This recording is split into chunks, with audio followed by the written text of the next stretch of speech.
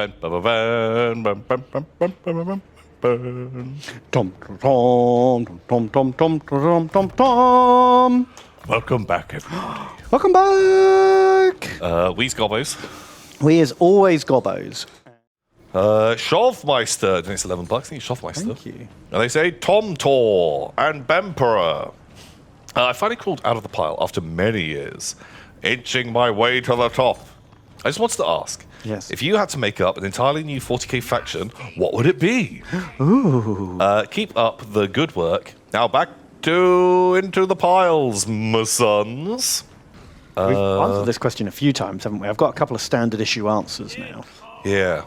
The ones I always come up with are I want the proper confederation of minor alien races that Tau could have been. Yeah, that would be really cool. Where they have, like, every unit is a different alien race whose own personal tech and physiology suits that role. Yeah. And they all look wacky and weird, and each one's a bonkers design for a sci-fi alien race. And yeah. it could be really cool. Yeah, I like that a lot. I'm very, very into that. And your standard issue answer is Gigantes, right? Let's put giants in. Yeah, giants. Giants. So they'd be like knights, but like organic.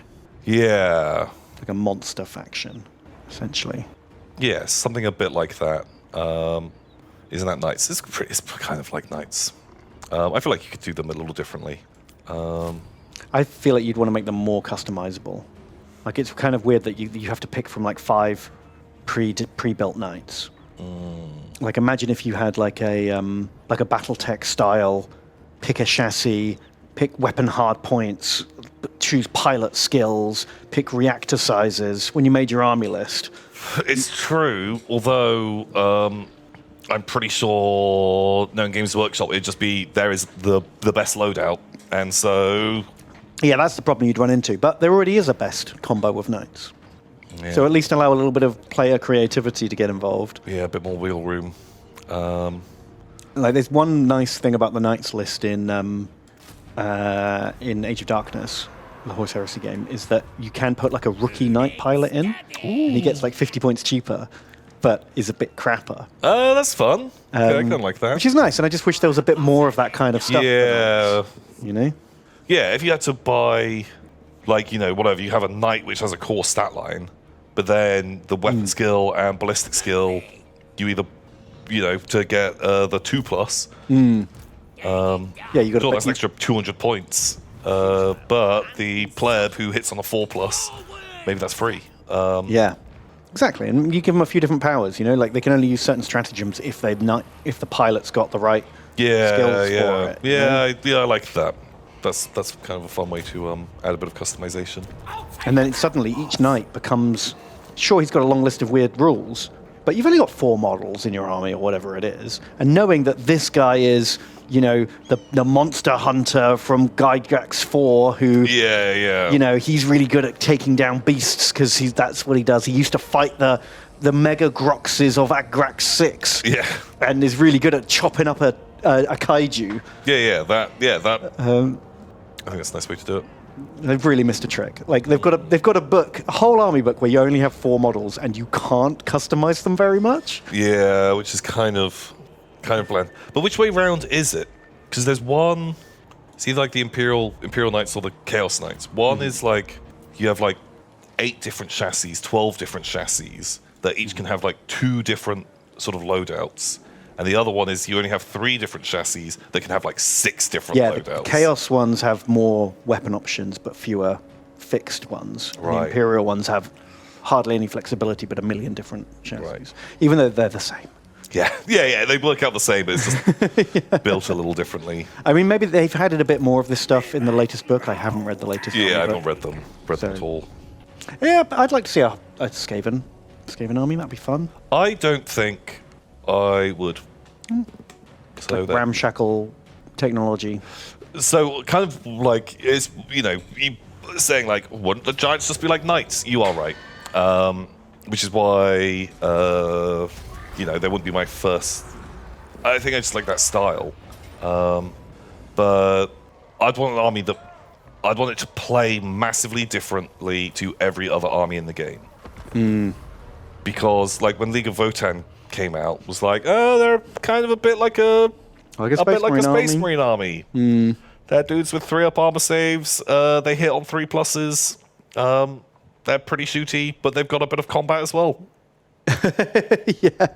Yeah, they're tough, dependable infantry with lots of shooting and a bit of close combat. Yeah, it sounds very familiar. Yeah. Whereas, I don't know, I think you could do the giants in a sort of way. Imagine something a bit like a horde, bear with me, horde knight army.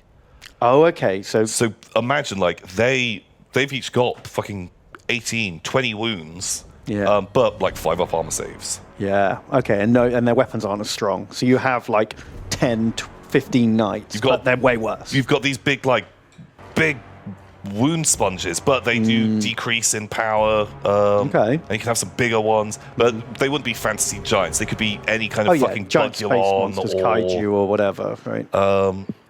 Crabulons. Crabulons would be fine. Although I'd picture Crabulons would probably have a bit more armor.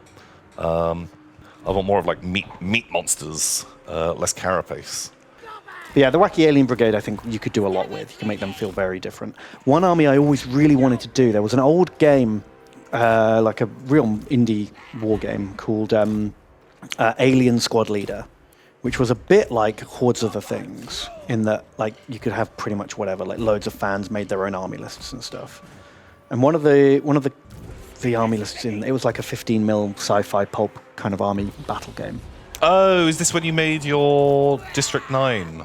Yes, made a District 9 army, Crabman army. So one of the army lists in that was like a sort of vaguely kind of Stargate thing where you have, it's like an alien feudal empire where the aliens who are ruling it are very technologically advanced, but there's hardly any of them. Okay. And then they've got all of their like vassal states that they've subjugated, but never given their technology to. So you've got loads of like primitive, tribal, like low-tech hordes with a few very strong like vehicles and elite squads. Okay, yeah, I kind of like that. That's like a fun sort of style. I think that's kind of fun. Like, it looks amazing. You could imagine like a whole bunch of like Aztec, Inca, like Jaguar warriors running around with like clubs and bows and stuff, and then occasionally like one super golden armored shield bearing energy sword guy leading the charge with them or something. Yeah, I do always like that sort of style, like a bunch of plebs with some more like elite stuff. I think it's a cool sort of vibe. So Tau. I mean, have you seen a Tau army? That's just a bunch of battle suits. They never use the alien auxiliaries, and they're not varied enough. You couldn't do a whole army like focusing on the auxiliaries. That's kind of my point. Yeah. I want more wacky aliens.